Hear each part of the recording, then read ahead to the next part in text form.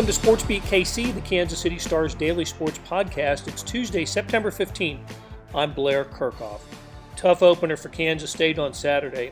The Wildcats were upset by Arkansas State and now must wait a week to resume their schedule. Oh, by the way, the next K-State game is at Oklahoma. Beat writer Kellis Robinett stops by to break down the game he covered on Saturday, what went wrong and right for the Wildcats. After a break, you'll hear it straight from the head coach. We dropped in on Chris Klieman's news conference earlier today, and you'll hear his assessment of the game. So here we go with Kellis Robinett. Kellis, how you doing today? Good, Blair. Glad to be back on your podcast. Yeah, I'm glad to have you. We got some college football to talk about. Finally, a game in the book. Finally. Yeah. Well, we were talking about college football for months, but finally a game to digest and to break down, and not a happy outcome for Kansas State, and by extension, the Big 12.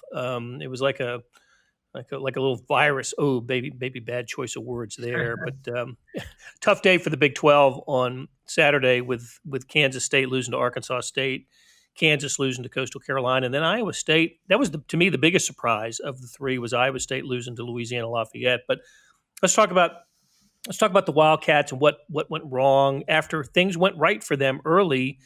21-7 lead, blocked a punt.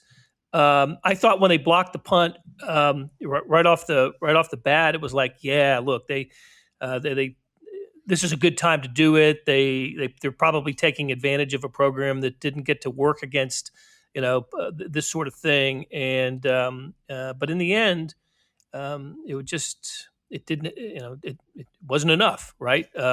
It was not enough to overcome what I think is probably was an overlooked and underrated Arkansas State team that's very well coached and has at least one player who I think will get a lot of NFL interest. We can talk about him in a minute, but how about general thoughts on the game, Kellis? Yeah, I mean, boy, you got a little bit of everything in this game, really. The great start, the bad finish, players missing the game with, use your imagination for whatever reasons. There are about like 25 players watching in street clothes. Starting center goes down on the third play of the game. Starting safety goes down on the second series. Nickelback needs replaced by the end of the game. They're playing a third-string center, a third-string safety. Everything you could kind of imagine added up to contribute in this loss. But I guess the things I kind of think back to most in this one are, what kind of changed after Kansas State took the 21-7 lead that you mentioned, because up until that point, really there was no cause for concern. Arkansas State did put one drive together, but otherwise Kansas State was, it looked like they were going to go on to win, and not only win, but cover the spread. I think the big changing point in the game was Arkansas State realized that the Wildcats were playing just a little bit too aggressively on offense, burned them with a double pass, actually burned them later in the game with a double pass and a fake punt. And that's actually what burned Kansas State last year in the bowl game. They lost to Navy on a double pass in the fourth quarter. So that'll be something that needs to be addressed. But it's just really hard to evaluate everything overall when you look at just how many players were out. I know Arkansas State had players out too, so you can't just sit back and say, that it's a horrible excuse or anything like that. But at the same time, the running game wasn't really working. The defense fell apart in the second half. Skylar Thompson was just inches off with his receivers all day. It's kind of interesting, depending on who you talk to. You could talk to 5 different people, and those 5 different people would blame 5 different things for this loss. Can't really recall the last time I watched a game where that was the case. Yeah. Well, so much to unpack here. Let's start with this idea that I think we may have seen where we think there should be a little bit of disparity in talent between a program like Kansas State from the Big 12 and Arkansas State from the Sun Belt. I think that disparity shrinks a little bit when one program gets spring practice in and takes care of some issues, and the other one didn't. Right? And Kansas State did not, and that was the case throughout those Sun Belt upsets over the Big 12. But just zeroing in on K-State, they were already inexperienced on the offensive line when it comes to game reps, and it just didn't help that they suffered some injuries there. And I thought that it really affected them in the running game. This is a Kansas State team that under Chris Klieman, as we know from his years at North Dakota State, wants to control the clock, control the game, win the battle up front, and wear defenses down in the second half. And Kansas State just unable to do that. I think because of the offensive line just kind of isn't ready yet. Yeah, I agree with that totally, and that's one area where at North Dakota State, Chris Klieman always had the best offensive line pretty much in the country. Those guys would come out and dictate the game and open up everything else, not just for the running game, the passing game, the quarterback. I think that's why guys like Carson Wentz and Easton Stick and now Trey Lance have looked so good there. And they had shades of that last season with five senior starters up front.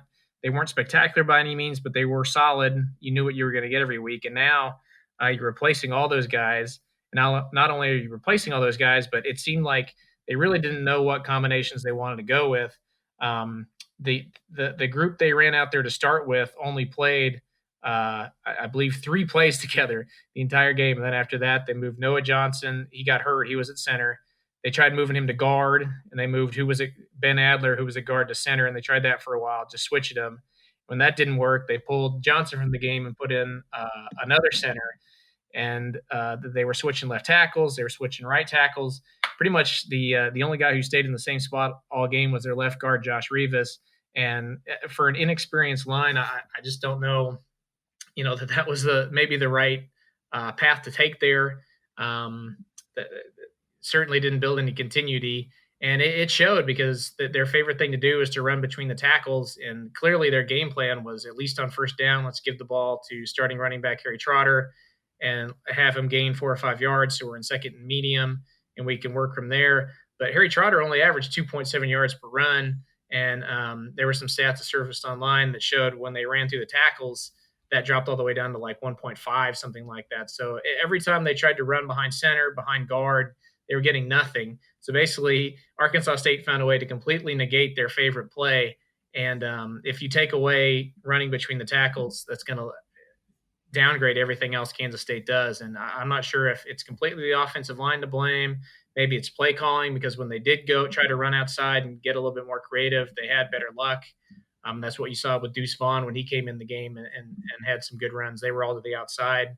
Even Harry Trotter, the one touchdown run he had, was off tackle to the right side. So they've definitely got some things to figure out in that department. Yeah, but with 31 points, you would think that would have been enough to get the job done in a in a non-conference game. But and the crazy thing is, it really could have been more. If Skylar Thompson would have just hit some open receivers, they could have had like 50. They weren't. Yeah, I wanted to talk about that. I thought Skylar Thompson was off. Just misfired, overthrew guys. Not to be unexpected in with the unusual situation, but still, I thought maybe with his experience and working hard in the time that Kansas State had to get ready for this game, we wouldn't see as much of that, but it ended up hurting Kansas State. There were opportunities that the Wildcats left on the field. Yeah, big time. And I think that's why a lot of people will look back at this one and be so frustrated in it, because the one thing that was working, everything else bad we've talked about so far, the one thing that was working was the passing game, which is kind of funny because they only had like 4 active scholarship receivers playing. But that was one thing that was working. They got players open downfield. And even with Skylar Thompson missing, he still completed 17 passes for 259 yards and 2 touchdowns. So, those numbers right there just alone aren't so bad. But there were, the thing I keep thinking back to is even the play that everybody really loved. It was on one of SportsCenter's top 10s, was the one-handed grab Malik Knowles made, where he jumped up and brought down a pass for, I don't know how long it was, but, a 20-something yard gain. While it was a heck of a grab by Knowles, it was just a terrible pass by Skylar Thompson. If he puts it on the money, he catches it and walks into the end zone. So that to me is one of the things I remembered all day. And there were other times in the game where receivers couldn't catch that pass. It was just a little bit overthrown. And he really could have had an extra touchdown pass to Sebastian Taylor, could have had another 50-yard bomb to Malik Knowles. that was the thing all day. If Thompson would have been on top of his game, he could have had about 400 yards passing. And while I wouldn't put this loss on him, he certainly didn't step up and win the game either. Yeah, I remember that play to Knowles on TV. There was nobody else in the camera shot. Yeah, It was only him. And I remember after he caught it and went down, I'm waiting for an Arkansas State player to show up, in the picture, and that's how open he was. You're right. If that's a decent pass, and Knowles doesn't have to go up and make a spectacular grab, he does. At least he gets close to the end zone anyway. Well, and speaking of spectacular grabs, one that didn't count, but I think left an impression on everyone was the Jonathan Adams similar play in the end zone earlier, where he reached up with one hand and pulled it down, could not maintain control of it when he went to the ground. But that play showed everybody what a remarkable player he is. And he proved it time and again throughout the game. Even though his stats weren't eye-popping, I think he was under 100 yards receiving. He made big play after big play, and wow, what a talent! I mean, I think he was the best player on the field on Saturday. Yeah, no doubt about that. I mean, you want to talk about a productive day: 8 catches, 98 yards, 3 touchdowns, and they only targeted him 10 times. And one of those incompletions, what we were talking about, where he probably deserved to actually get the catch. So, yeah, you talk about a great guy to target in the red zone. Holy cow. I know a lot of Big 12 teams out there that would love to have him. I bet K-State would trade for him right now if they could. So I said it after the game. I think he's probably going to end up being one of the best receivers they see all season. And that's knowing that they've got an entire Big 12 slate in front of them. Right. And playing in a conference that always produces NFL wide receivers. So, okay, so K-State has this week off. I thought it was smart for the Big 12 to schedule the way that they have. They're playing on September 12th, but keeping the 19th open, as we're seeing, with 2 games that were postponed from Saturday are being played this week. Baylor is playing and Oklahoma State are playing this week when they were originally scheduled to play last week. And then the conference schedule begins in earnest, with everybody in action, scheduled to be in action on September 26th. So, Kellis, to kind of bottom line the whole thing, does the outcome on Saturday change your outlook for Kansas State, or were the circumstances just so different and so strange that you look at this as their a continuation of their preseason, and then they start the conference play anew? I'm not picking them to win 7 games anymore like I did preseason. I think that'll be awfully tough for them. But I wouldn't write off 5 or 6 wins at this point. I don't think this loss was, anything that should make you jump off the bandwagon just quite yet. Especially compared to like what happened in Lawrence, where Kansas was down 28-0 before they even got moving against Coastal Carolina. If that happened in this game and they were just completely blown away, then yeah, I would sit back and say, boy, this team has got some issues. But just think about all the people they were down. They didn't have Joshua Youngblood, who was a freshman All-American kick returner. They didn't have Khalid Duke, who was their the guy they talked about all preseason as being a huge difference maker on defense. Go down the line. They were down 25 players. They were out without their starting center. The guy who they put in charge of trying to help double Jonathan Adams in that last play was a 3rd-string safety who was playing quarterback when camp began. So, I can't just sit here and say, boy, K-State really just, booted that game away. I can't say that.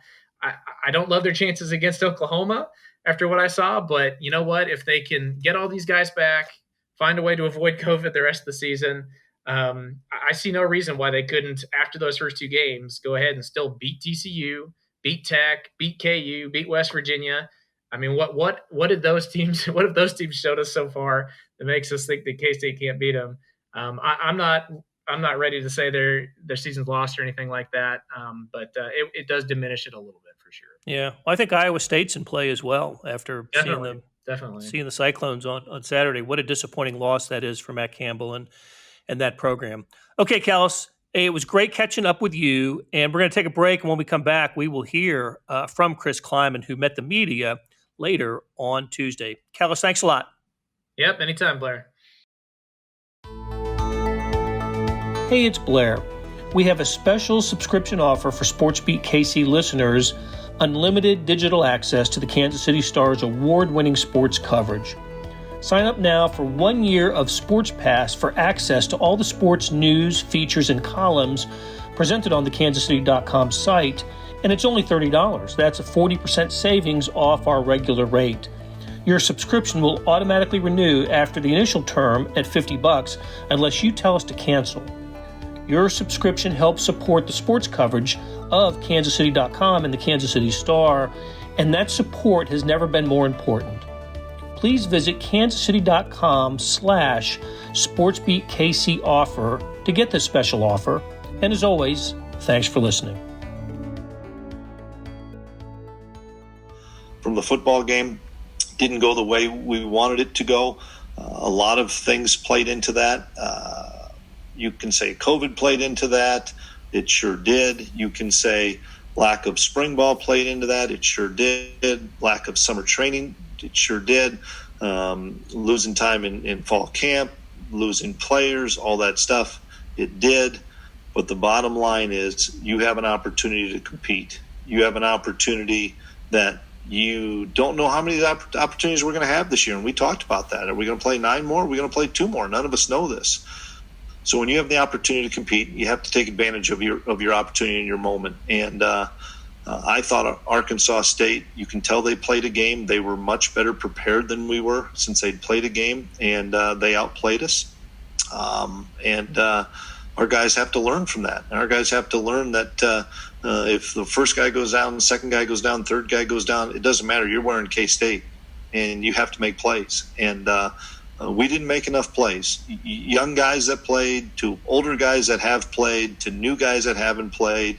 And so we've had a lot of conversations amongst our staff, a lot of conversations with the team. We didn't practice yesterday. We met an awful long time with players, leadership council, to team meetings, to unit meetings, to position meetings, and really had some tough conversations.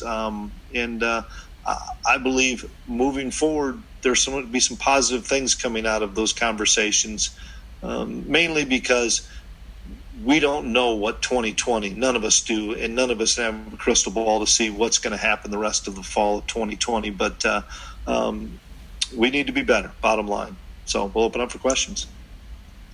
Scott Fritchen. Yeah, hey, Chris. Among all the games on Saturday, Briley Moore tied for the most receptions by a tight end in the nation. Just what impressed you the most about Briley in his first performance? Maybe how has he already answered the call? I knew Briley was going to play well. He'd had a really good camp, and he's probably one of the hungriest guys we have on the football team. He has a chip on his shoulder because nobody thought he was good enough to play in the Big 12 or at any Power 5. He has come in and gained instant respect from our older guys that have played a lot of football to say, boy, this kid's a really good player. But more than that, he handles his business. He practices hard. He competes. He holds people accountable. He does all the right things. And I think we can get more out of Briley Moore. And that's what I'm going to challenge Briley to, is that he needs to be more for us moving forward. But so impressed with how he just came right in and made plays. And I know that he's going to have a terrific season. And just, it struck me, you had Deuce Vaughn, you had Will Howard. I think it counted a total of 5 true freshmen that saw action in the season opener. And this comes after last year's season opener when you had 3 true freshmen play. Just how would you assess this true freshman class right now, even the ones we didn't see on Saturday?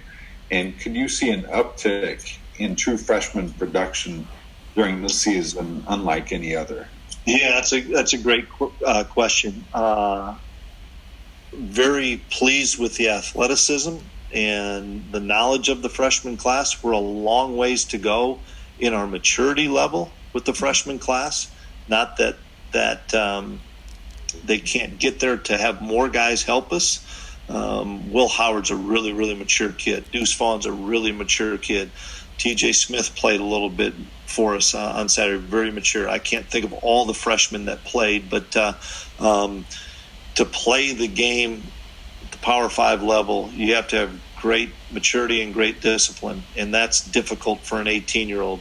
The two guys that you did mention in Will and Deuce have that, and that's why they were able to step up and look like they belong, is they have great maturity and discipline. And so we're going to continue to practice all these guys, young and old, because once again, going back to my opening statement, you just don't know when your moment will be, and you have to take advantage of the opportunities you have. Thanks so much. Yeah. Kellis? Hey, Chris. Noah Johnson and Jerome McPherson were two guys who started Saturday's game but weren't able to finish it. What would you say their outlook is moving forward? Neither one will practice this week.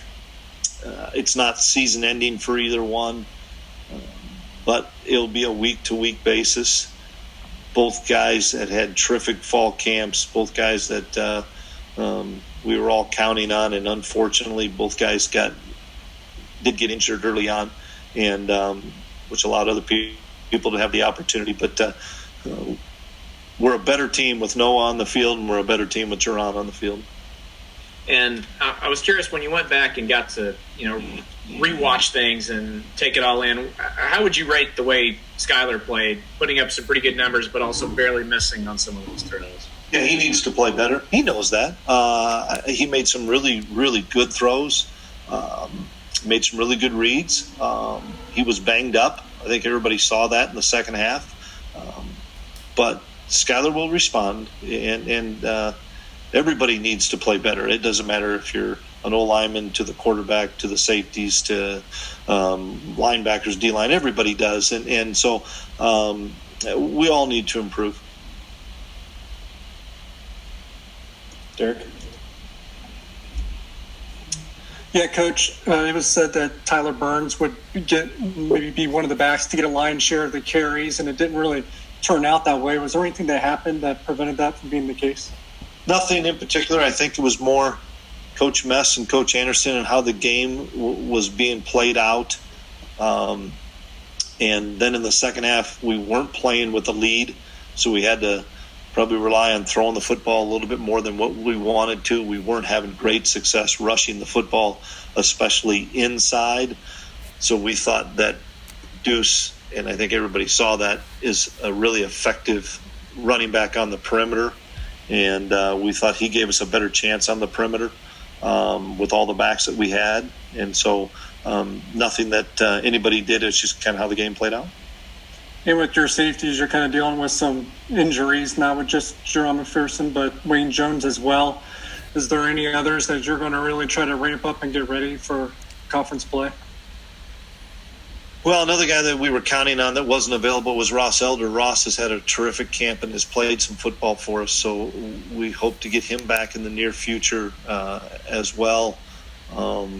We have to continue to improve at safety, both the free and the strong. We have to continue to build depth so that we have more guys that can play 20 snaps, 30 snaps, and not have to rely on somebody playing 70 snaps. But it's a position that we have some young players at that we think are talented, but there's a lot of nuances to playing in the secondary at the college level, and especially in our scheme. And even though we need to simplify it so those guys can play, it's still, and Coach Klieman and I have been together for a long time, of understanding, are you ready to play in that moment? And you have to prove that you're ready by how you perform at practice and making sure that you do know the reads and do know the calls and do know the communication. And if guys in our mind aren't comfortable in that in practice, they sure aren't going to be in the game. That's why we also have this open week, and hopefully everybody will be healthy to be able to practice, that we can get some more guys that are younger players some repetitions. Yeah, Coach, I mean, you touched on a couple things pretty, but just in regards to Deuce, kind of going back to how he got to K-State, can you just talk a little bit about how he got on the radar? I know he had some amazing high school stats, but what did you guys see from that eye? The explosiveness, for sure. The quick twitch, the ability for a young man that's not of great size to break arm tackles, and everybody worries about a smaller back. Can they be durable? Can they take those hits? Well, when you're not getting a square shot on guys because they're so quick, you're not taking some of those big hits. And then when he came in the summer with his mother, and I knew right then that he was a fit for what we wanted to do and what we wanted to build upon as far as character and integrity with he and his mom. And then his dad, being in the profession of coaching and now scouting in football, I know he'd been around what it's supposed to be like at the highest level, and how you're supposed to be a professional, and how you're supposed to act, and how you're supposed to have great discipline and maturity. And we were jumping up and down when we were able to get his commitment, because we know that he's a generational guy. And you say, well, that's a big term to say, a generational guy. I think as much as what he can do off the field for our football team is what he can do on the field. Yeah, and just kind of following up on that, throughout the stadium, whenever he touched the ball on Saturday, there was a certain energy. You talked about that after the game. Did you expect the fans that were in the building kind of pick up on that right away as soon as he was touching the football? As soon as you saw him run one time, I think everybody did, like, holy cow. He's an electric player. And not only is he an electric player, but he's a better person, which is what I'm so excited about for his future. Cool. Thanks, Coach. You bet. John? Hey, Chris, after having a chance to watch the film of the game, do you come away feeling more or less encouraged, I guess, than when we last talked to you right after?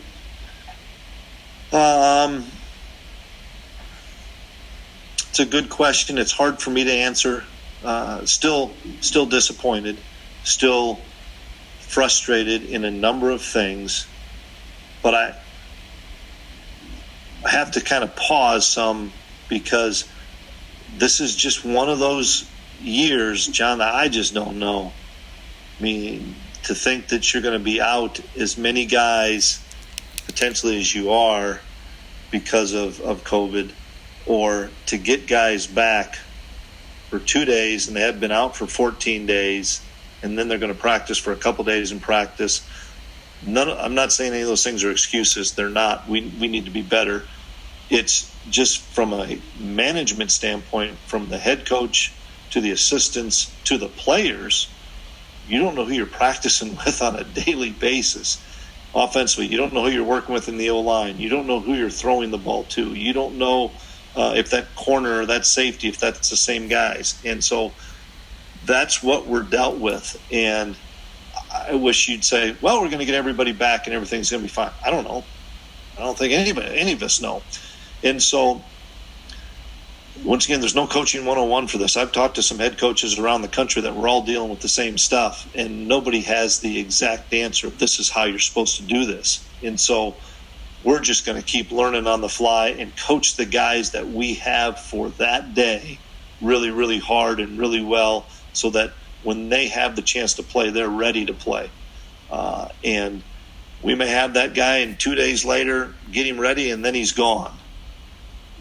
That's something you just don't think about as part of college football, but it is right now in college football. And so every week we're going to work with the guys that we have and cross our fingers that we continue to do the right things with hygiene and masking and social distancing, so that we can keep guys around. I asked about the trick plays too, hurt you guys on Saturday. How fine of a line is it, especially defensively, about those two, between being aggressive, making sure you're still aggressive on defense end? It goes back to discipline. It doesn't go back to aggression, non-aggression. It goes back to what are my rules and principles of the defense. If I follow my rules and principles of the defense and I don't lose my eyes, I'll be fine. We have the answers for everything. We have the answer for the double pass. We have the answer for whatever the Philly special, throwing it to the quarterback. If I follow my rules and principles within the framework of the defense, we have somebody assigned to everything. If I don't follow the rules and principles on not only a trick play, but it could be a normal play, just a normal run, whatever, you're not going to be successful. And those are the things that as a staff, we have to continue to try to keep preaching, whether it's a young player that only has had that snap 10 times or an older player that's had that snap 190 times. If I follow my rules and principles, I'll be fine. Surrenders. Coach, I'm curious. You said a number of times, how there's nothing to compare to this season, right? I've tried to compare it in the pros when they had strikes in '82, in '87, and how coaches had to adjust. One, the scab players that played in '87, and there was a game where Bill Walsh ran the option, right, against Bill Parcells. And there's a great NFL films where he's just like shrugs his shoulders. They're looking across the field at each other like, what do you want me to do? Right. So I'm curious, you mentioned all the people coming and going. Do you view this season as we have to do what we want to be doing 2 and 3 years from now? That this is, in some ways, you've got to sacrifice. Maybe you could make some adjustments for the short term to try to win right now. But the big picture is you want to play the way you want to play. And so you're going to continue to do what's going to be best for the team when everybody's back, right? When quote unquote normal returns, to build the philosophy and approach that you want versus maybe some kind of, for lack of a better term, a trick or something that could be a shortcut to maybe getting you some success right away. Great question, Sren. And if I were in year 8, I'd say let's try to throw some gimmicks in there. Let's try to fool some people. But we're in year 2. And so we are going to follow our philosophy and rules and principles, even if that is playing at a position where we're down, if that's playing at somewhere where we're not as equipped as we are in other spots, because this is an absolute marathon for me here and not a sprint. I'm not sprinting to say I have to do this so that I can go get another job, or I can do this, or I can help this. We as a staff are making sure that this is a marathon so that we as a staff are here for the long term. And I'm not a quick fix guy. That'd be different if I said, hey, let's go get 15 JCs because we don't know if we're going to lose guys. We're going to go get 15 D1 transfers. That's not my philosophy. That's not our philosophy. Our philosophy as a program and as a staff. So we've had this conversation as a staff on Sunday.